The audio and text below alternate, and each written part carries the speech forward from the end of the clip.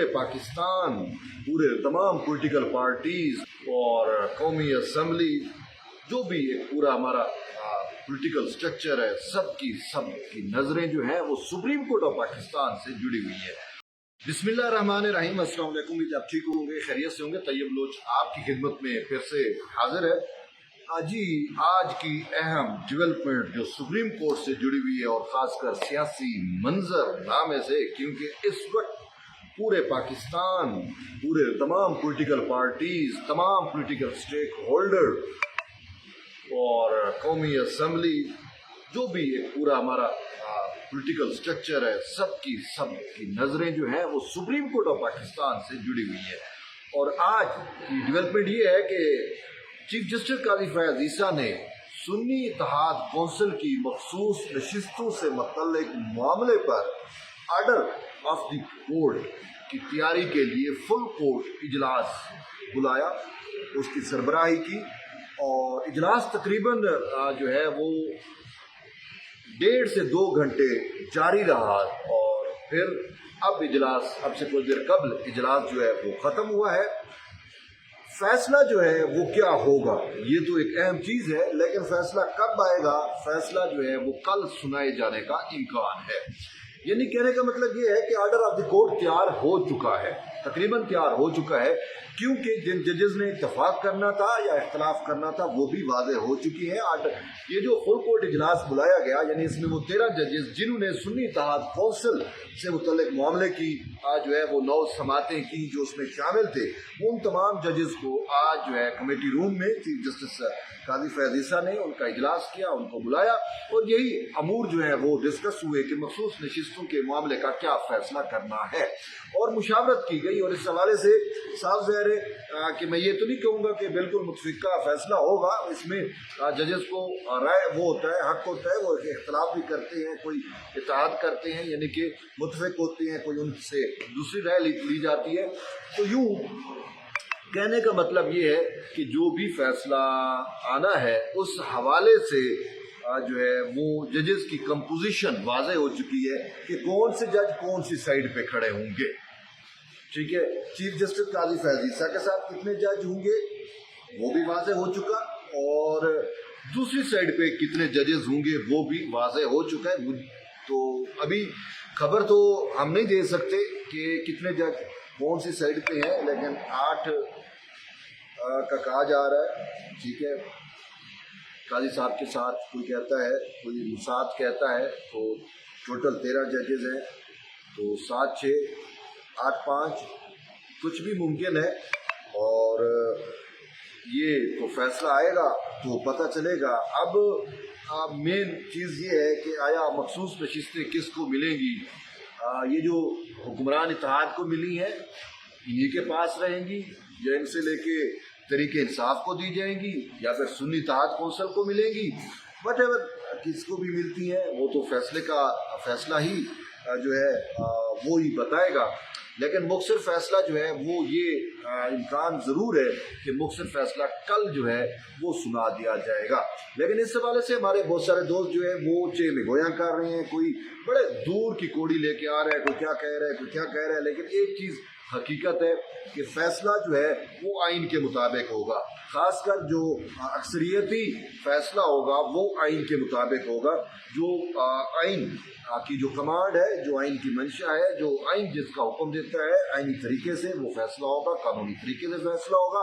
लेकिन कुछ जजेस की जानिब से जो है वो आइन के साथ दर्जीपन कर सकते हैं, यानी कि रिराइट कर सकते हैं, आइन की काट छांट कर सकते हैं, वो अक्सर करते रहे हैं।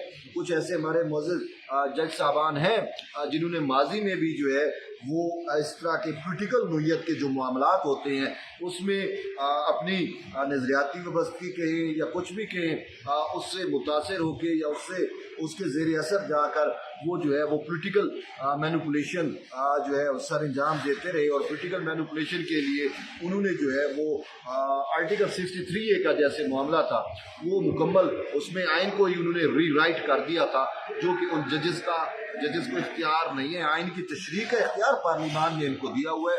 ये एक अंडरस्टूड सी बात है कि जजेस जो है वो आइन की तशरीह कर सकते हैं, सुप्रीम कोर्ट आइन की तशरीह करती है, आइन को रीराइट नहीं कर सकती।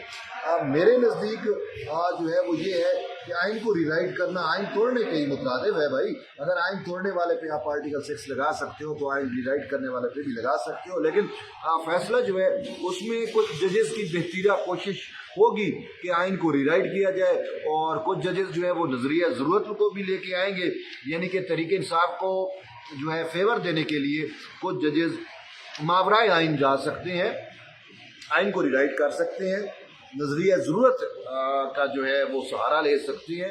ऐसे ही नजरिया ज़रूरत जैसे आइन तोड़ दिया जाता था, मार्शरा लगाया जाता था, तो फिर जजेस की जानिब से और सुप्रीम कोर्ट भी वैलिडेट करती रही जो है वो मार्शल लॉ को, वो किस के तहत वैलिडेट करती थी? नजरिया ज़रूरत के तहत। तो वो नजरिया ज़रूरत जो है, हम तो कहते हैं कि वो दफन हो गया, लेकिन वो हमें दफन होता हुआ नज़र नहीं आया अभी तक, क्योंकि इस केस के अंदर सुन्नी इत्तेहाद कौंसिल का जो केस था, इसमें नजरिया ज़रूरत की हम बार बार बाज़गश्त जो है वो सुनते रहे, और फिर कंप्लीट जस्टिस का भी एक सुनते रहे कि जी कंप्लीट जस्टिस किया जाना चाहिए। अब कंप्लीट जस्टिस में फिर आपको बहुत सारी चीज़ें देखनी पड़ती हैं, लेकिन बात यह है कि ये केस मैं आपको बता दूं, केस बड़ा लिमिटेड था, ठीक है, लिमिटेड केस था। अब केस क्या है, जो सुप्रीम कोर्ट का दायरा इख्तियार था इस केस के ऊपर वो बड़ा महदूद था, क्योंकि केस आया है पेशावर हाई कोर्ट के फैसले के खिलाफ, ठीक है। इलेक्शन कमीशन ने मखसूस नशिस्तें, अब समझने की बात है ताकि कल जब फैसला है तो आपको आइडिया हो कि इलेक्शन कमीशन ने मखसूस नशिस्तें सुन्नी इत्तेहाद कौंसिल को नहीं दी थी, बल्कि वो दीगर पार्टियों को दे दी थी। अब सुन्नी इत्तेहाद कौंसिल को क्यों नहीं दी थी? कि लीगली सुन्नी इत्तेहाद कौंसिल की बनती नहीं थी कि सुन्नी इत्तेहाद कौंसिल जो है वो एक सीट भी उसने पार्लिमान की सीट नहीं जीती थी, ठीक है। और फिर आइन और कानून के मुताबिक ये होता है कि वो कोई भी पार्टी हो वो जो है मखसूस नशिस्तों की फहरिस्त जमा कराती है, तो सुन्नी इत्तेहाद कौंसिल की जानिब से कोई फहरिस्त जो है वो इलेक्शन कमीशन को जमा नहीं कराई गई थी, यानी कि उसका दावा ही नहीं था, उसका क्लेम ही नहीं था कि मुझे सीटें भी, तो उसको पता था कि जब उसने कोई टिकट ही नहीं दिया अपने किसी भी रुकन को, जो सुन्नी इत्तेहाद कौंसिल से किसी ने इलेक्शन ही नहीं लड़ा, तो वो मखसूस नशिस्तों के लिए जो है वो क्यों अपनी फहरिस्त जमा कराती? तो यूँ मखसूस नशिस्तों की फहरिस्त जो है वो सुन्नी इत्तेहाद कौंसिल ने नहीं जमा ही नहीं कराई थी, तो जिसने फहरिस्त नहीं दी उसको नशिस्तें तो नहीं मिल सकती ना।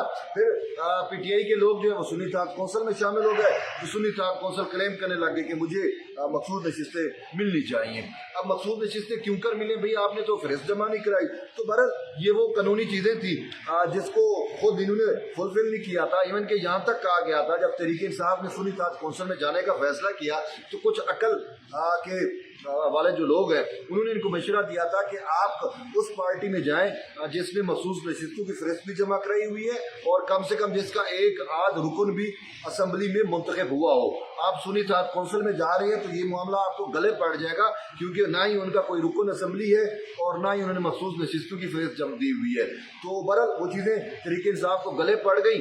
अब जब इलेक्शन कमीशन ने, चूँकि आइन की कमांड है कि ये सीटें खाली नहीं रह सकती, ईमान आपने मुकम्मल करना होता है, तो उसने दीगर पॉलिटिकल स्टेक होल्डर्स को या पार्टीज को वो सीटें दे दी, तो फिर ये जो है पेशावर हाई कोर्ट में मामला चला गया। पेशावर हाई कोर्ट में जब इन्होंने चैलेंज किया इलेक्शन कमीशन के फैसले का, तो फिर वो मामला जो है यूँ बनता है कि पेशावर हाई कोर्ट ने इलेक्शन कमीशन के हक में फैसला दे दिया। अब इनको मुंह की खानी पड़ी, ये फिर आ गया सुप्रीम कोर्ट में, ठीक है। अब सुप्रीम कोर्ट में क्या होता है, जस्टिस मंसूर अली शाह वाला एक बेंच था जिसमें जस्टिस अख्तर मिनल्ला मोअज़्ज़ज़ जज हैं वो भी शामिल थे। तो उन्होंने जो है वो बगैर किसी को सुने, इलेक्शन कमीशन को सुने बगैर, और पहले ही समाज के अंदर with in half an hour उन्होंने जो है वो उस पर स्टे दे दिया, ठीक है। अब उस स्टे में भी एक रीज़न समझ आती है, क्योंकि एक प्रोपेगेंडा किया गया कि चूँकि सुन्नी इत्तेहाद कौंसिल या PTI को नशिस्तें नहीं दी गई और हुक्मरान इत्तेहाद को 2/3 देना मकसूद था, इस वजह से मखसूस नशिस्तें उनको दी गई ताकि वो मनमानी आइन साजी कर सके, कानून साजी कर सके। और फिर एक प्रोपेगेंडा किया जाता है कि जुडिशल पैकेज आ रहा है और उसमें ये कहा जाता है कि ये चीफ जस्टिस को जो है वो उसमें हो सकता है एक्सटेंशन दी जाए काजी फैज़ ईसा को। تو پھر اس پیش نظر جسٹس منصور علی شاہ نے جو ہے وہ سیکنڈ سینئر جج ہیں اور انہیں چیف جسٹس بننا ہے ان کے بعد. تو بہرحال کہیں نہ کہیں کچھ ایسی چیزیں تھیں, وہ پراپیگنڈا تھا, اور اس پراپیگنڈے میں پھر جسٹس منصور علی شاہ براہ راست تو نہیں لیکن جسٹس اطہر من اللہ کی وجہ سے شاید انڈر انفلوئنس آئے, اور انہوں نے with in half an hour جو ہے وہ مخصوص نشستوں سے متعلق جو پشاور ہائی کورٹ کا فیصلہ تھا اس کے خلاف اسٹے دے دیا. ٹھیک ہے, اب وہ معاملہ پھر وہیں رک گیا. لیکن پھر اٹارنی جنرل فار پاکستان نے کہا کہ یہ آپ نے کیا کیا. بہرحال انہوں نے کہا کہ اگر یہی معاملہ ہے تو پھر آپ یہ معاملہ فل کورٹ کو ریفر کریں, بڑی عدالت کو ریفر کریں. تو پھر خود ان ججز نے کہا کہ یہاں پہ آئینی سوالات ہیں تو ہم معاملہ جو ہے فل کورٹ کو بھیجتے ہیں. پھر کمیٹی بنی اور یہ 13 رکنی بینچ بنا.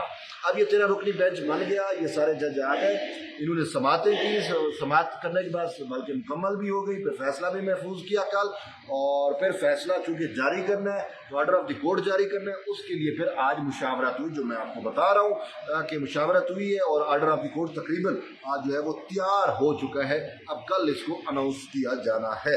اب کل کیا فیصلہ آتا ہے یہ اب وقت بتائے گا, میں اس حوالے سے جو ہے وہ کچھ نہیں کہہ سکتا. لیکن ایک چیز ہے کہ مجھے میرا اپنا یہ ہے کہ آئین میں ایسی گنجائش نہیں ہے کہ جنہوں نے فارمیلٹیز ہی پوری نہیں کی, جنہوں نے آئین کو فالو ہی نہیں کیا, ان کو پھر سے یعنی تحریک انصاف یا سنی اطاعت کونسل کو جنہیں سے مل جائیں. لیکن یہاں پہ کچھ ججز ان کی وکالت ضرور کرتے رہے کہ جی یہ وہ اور پتہ نہیں, اور وہ ججز شاید فیصلے میں بھی اپنی ممکن کوشش کریں. لیکن ایک چیز ہے کہ آرٹیکل 51 کے تحت اور باقی جو چیزیں ہیں اس کے تحت جو کچھ ہوا ہے اسی کو ہی سپریم کورٹ ویلیڈیٹ کرے گی, اور کرنا بھی چاہیے. اب معاملہ لمیٹڈ یوں ہے کہ سپریم کورٹ آف پاکستان جو ہے وہ پشاور ہائی کورٹ کے فیصلے کو درست قرار دے سکتی ہے, اور درست قرار دے کر جو ہے وہ جو اسٹے تھا وہ ختم ہو جائے گا, اور پھر جو معاملہ جو ہے وہ اپنے منطقی انجام کو پہنچے گا. یا پھر کوئی اور راستہ اگر نکلتا ہے یا نکالنا چاہتے ہیں تو اس پہ بھی کہا جا رہا ہے کہ جی ہمیں درمیانی راستہ دیکھنا چاہیے, تو کچھ ججز اس سمت بھی جائیں گے. تو اب فیصلہ کیا آنا ہے, آپ کی میری سب کی نظریں سپریم کورٹ آف پاکستان پہ ہیں. کل جب یہ فیصلہ سنایا جائے گا ہم آپ کو آگاہ کریں گے کہ فیصلہ کیا ہے, اس کے خد و خال کیا ہے اور اس کا امپیکٹ کیا ہوگا. اور اس وقت تک آپ جڑے رہے طیب بلوچ کے ساتھ. ملتے ایک نئی ویڈیو میں کے لیے, تب تک اجازت. اللہ حافظ.